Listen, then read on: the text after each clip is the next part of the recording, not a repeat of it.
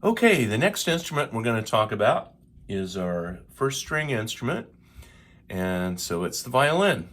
All right, and as always, we need to make sure we open the case correctly. All right, I'm going to move my camera over, and you can see I have the handle side down. Okay, the bottoms of the latches are down. Okay. So, why do I do this? Because if I have it the other way and I open it upside down, the instrument can fall out, and we don't want that to happen, especially on our first try. So there we go. Latches are down, handles down, and we have our violin. All right. So, the violin can make it sound two different ways. All right, and first thing, let's talk about the violin just a little bit. And here it is. Okay, we have 4 strings.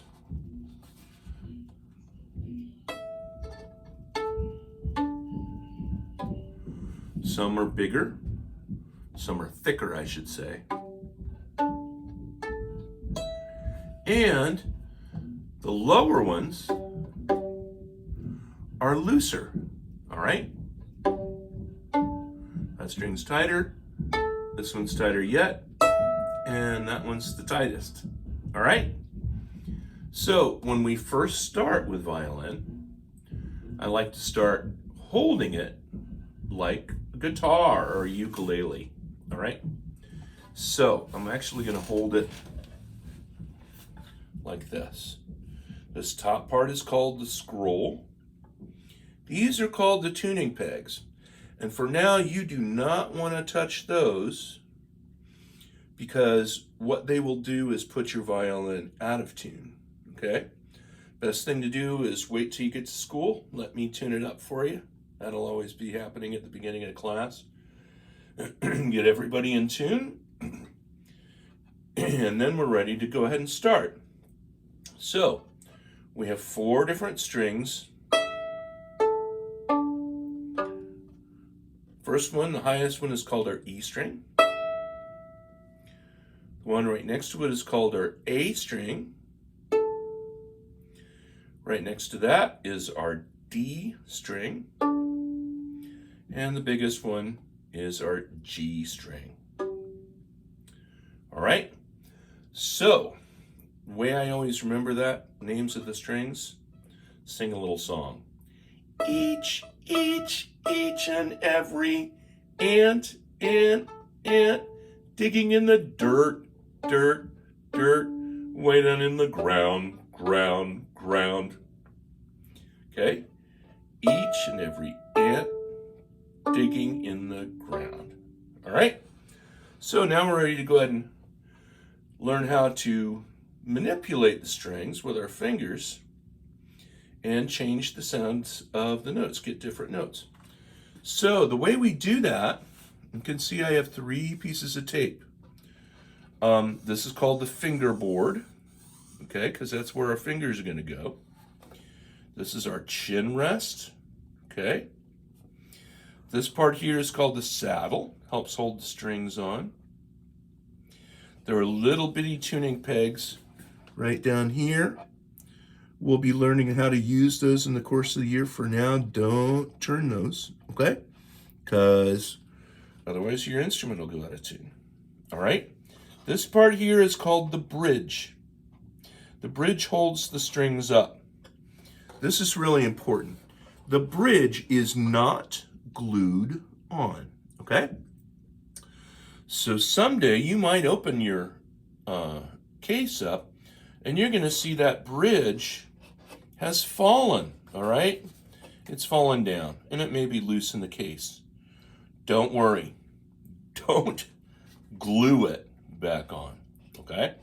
That's really bad, and it's actually a very expensive repair, so don't glue it on. All right? And I'll tell you more about that once we start playing. If it does fall off, just make sure you save the bridge. Make sure it doesn't fall into what these are called the F holes, because they look like little cursive Fs. Make sure the bridge doesn't fall into the F holes. In fact, make sure nothing falls into the F holes, because they're pretty much impossible to get out, and then you just got a rattly violin. Okay?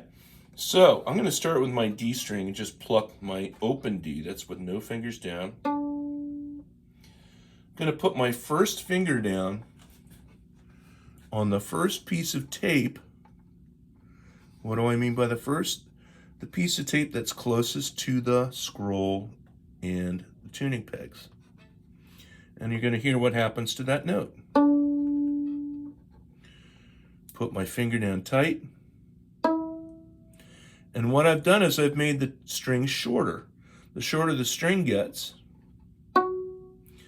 the higher the notes go. Okay? Now I've run out of tape, and this is where I would move over to my A string and then do the same thing on my A string.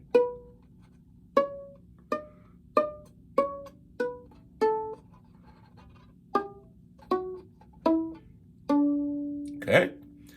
That's the way we play for the first couple of weeks.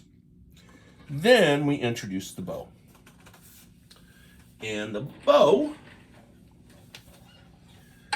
is what some of us just call the stick. It's the stick. This is our bow. We're going to have a whole lesson on just learning to hold the bow correctly. Okay? That's going to come later after the first couple of weeks. If you have gotten a newer violin or a new violin from the store, and you decide, I really want to hear what it sounds like with the bow, and you get your bow out, and you try and hold it the way that eventually we're going to hold it, and and then use the bow, okay? It may not make a sound. You'll be sitting there going, hey, what's up? This bow doesn't work. Don't worry. As we learn about the bow, we're going to learn about rosin. Okay, now, let me explain a little bit about the bow. This part usually is wood or plastic, okay? This is the tip of the bow. We want to be sure not to drop it if we can help it, all right? Because this can snap right off, and then the hairs come loose, and you have to have a new bow, all right? The other thing we want to do is we never want to get this near anybody's eyes, okay? So, and this is the bottom of the bow. As we learn how to use the bow, you can see there's already a little hair coming off here. Don't worry about that. That'll just come right off. Now, this is this part here is hair from a horse's tail. Don't worry, no horses were hurt in the making of this bow.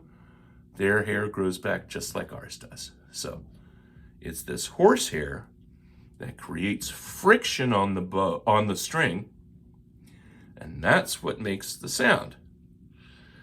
Okay? Violin is held in our left hand. Goes underneath our chin like this. And you guys will probably need a little bitty sponge to help you hold it up. Maybe like this. Okay. As for me, I have a nice fat chin, and I don't have a problem. So now it works the same way. Our fingers go around, okay? Our left hand goes around and operates the fingerboard. Our right hand moves the bow, okay? So, here we go.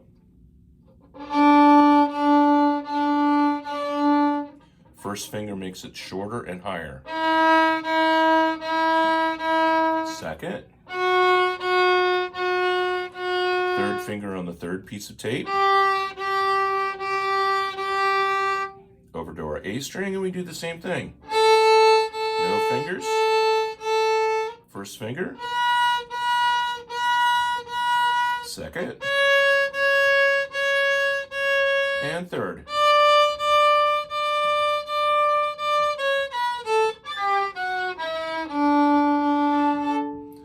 Okay? And that's the way it works. All right?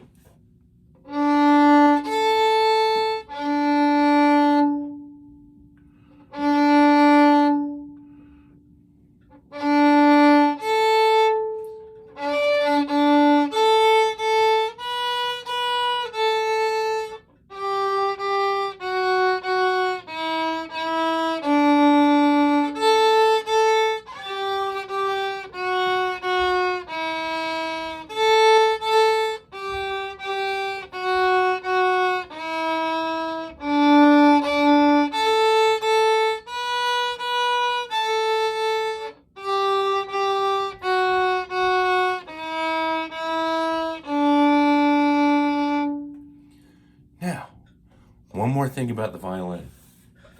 Violin, because it's made out of wood, it's very, very fragile, okay?